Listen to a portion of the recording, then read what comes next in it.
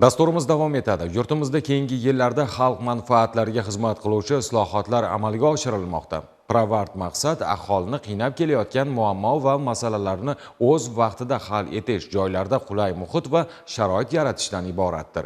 Bu jarayonlarda bevosita hududlarda faoliyat yuritib kelayotgan xalq deputatlari, mahalliy kengash deputatlarining o'rni katta bo'lyapti.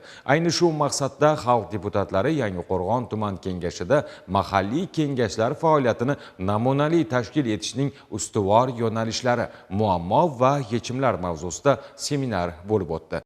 Oliy Majlis Senatining xalq deputatlari mahalliy kengashlari faoliyatini namunali tashkil etish to'g'risidagi qaror ijrosini ta'minlash maqsadida xalq deputatlari Yangiqo'rg'on tuman kengashida o'tkazilgan seminarda Nuroniy jamg'armasi viloyat bo'limi raisi senator Ikromxon Najmiddinov, xalq deputatlari Namangan viloyat kengashi raisi Solijon Mo'minov, xalq deputatlari Namangan viloyat, tuman va shahar kengashining doimiy komissiya raislari, deputatlik guruhi rahbarlari, Yangiqo'rg'on tumandan saylangan viloyat kengashi deputatlari, kotibiyat mudirlari hamda ommaviy axborot vositalari vakillari ishtirok etdilar. Dastlab seminar ishtirokchilari xalq deputatlari tuman kengashi faoliyatini namunali tashkil etish mezonlari asosida jihozlangan binoda yaratilgan sharoitlar bilan yaqindan tanishdilar. Shu o'rinda aytish joiz, bu yerda kengash raisi, kotibiyat mudiri, mutaxassislar, doimiy komissiyalar xodimlari uchun xonalar zamonaviy tartibda jihozlangan, shuningdek me'yoriy hujjatlarni saqlash va tayyorlash uchun zarur texnikalar bilan ta'minlangan. Bu albatta xodimlarning ish unumdorligi va samaradorligini oshirishga xizmat qilishida o'rni katta. Shundan so'ng seminarning asosiy qismi bo'lib o'tdi. Uni xalq deputatlari tuman kengashi raisi Asadullo Najmiddinov olib bordi. Uchrashuvda so'z olganlar aholi bilan tizimli muloqotni yo'lga qo'yish, ommaviy axborot vositalari bilan hamkorlikni kuchaytirish, deputat so'rovi institutidan faol foydalanish, mahalla yettiligi, kengash, senat hamkorligini kuchaytirish lozimligini ta'kidladilar. Shuningdek, kengash sessiyalarida qabul qilingan qarorlar ijrosini muntazam ravishda tahlil etish, joylardagi mas'ul tashkilotlar faoliyatini baholab borish orqali samaradorlikni oshirish lozimligi qayd etildi. Sessiyalarda hisobot beradigan tashkilotlar faoliyatini oldindan o'rganish tizimini joriy etish, har chorakda korrupsiya va jinoyatchilik sabablarini o'rganish, ularni bartaraf etish bo'yicha amaliy takliflar ishlab chiqish muhim vazifalardan biri ekanligi ta'kidlandi. Bu yerda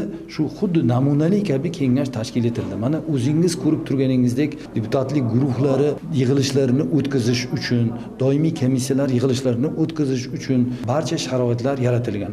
Hamda bu yerda mana o'zingiz ko'rib turganingizdek, mana shu deputatlarning faoliyati bo'yicha prezentatsiyalarni bu yerga qo'yilgan, barcha sharoitlar qilingan. O'z ma'ruzamda aytib o'tganimdek, joy chiroyli bo'lsa, barcha sharoitlar yaratilgan bo'lsa, odamni ishlagisi keladi, ochiq gap.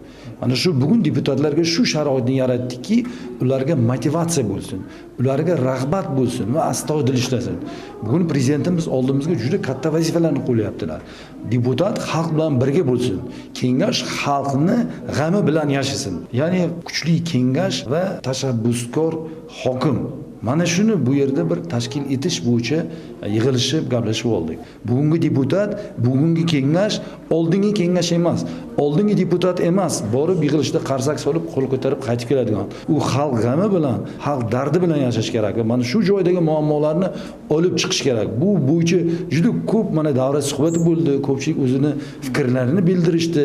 Deputat uchun ham sharoit yaratildi. Seminarda xalq deputatlari Yangiqo'rg'on tuman kengashi tomonidan qabul qilingan qarorlar, doimiy komissiya hujjatlari hamda deputatlarning shu kunga qadar bajargan ishlari yuzasidan axborot eshitildi. Jarayonda mavjud kamchiliklar va yutuqlar tahlil etildi. Shundan so'ng mahalliy kengashlar xodimlari tumandagi Bunyodkor mahallasida bo'lishdi. Bu yerda mahalla yettiligi xodimlari uchun yaratilgan sharoitlar, joriy yilning shu kuniga qadar aholi bandligini ta'minlash va aniqlangan kamchiliklarni bartaraf etish borasida bajarilgan ishlar yo'nalishlari bo'yicha tahlil qilindi. Shuningdek, fuqarolar bilan bo'lib o'tgan muloqot davomida shu hududda yashovchi Jahon Poshsho Ahmedova hamda Zulfiya Jamolovlarning sog'lig'ini tiklash borasida qilgan murojaatlari qanoatlantiriladigan bo'ldi. Tuman deputatlarimiz, viloyat deputatlarimiz va Qonunchilik palatasi deputatlari o'rtasida hamkorlik yo'lga qo'yilgan. Viloyat deputatlarimiz tashabbusi bilan og'ir hududlarda hozirga qadar 10 dan ortiq tibbiy ko'riklar tashkil etildi. Bu tibbiy ko'rikda viloyatdagi malakali vrachlarimiz, soha mutaxassislari, ayollarni kasalliklarni oldini olish bo'yicha ginekolog vrachlarimiz taklif etildi. Ular tomonidan aholini salomatligini tiklash bo'yicha maslahatlar berildi. Bu yerda viloyat deputatimizning tashabbusi bilan aholini suv bilan bog'liq muammolar hal etilgan va bu yerda ham tibbiy ko'rik tashkil etildi. Bundan ko'zlangan maqsad aholini deputatga bo'lgan ishonchini oshirish, muammolarni o'z vaqtida bartaraf etish. Qayd etish joizki, bu kabi ochiq muloqotlar davlat va xalq o'rtasida o'zaro ishonch, hamjihatlik munosabatlarini mustahkamlaydi. Eng asosiysi, aholini ertangi istiqboli uchun xizmat qiladi. Yakunda mas'ullar mahalladagi muammolarni deputatlar bilan hamkorlikda hal etishga kelishib olishdi.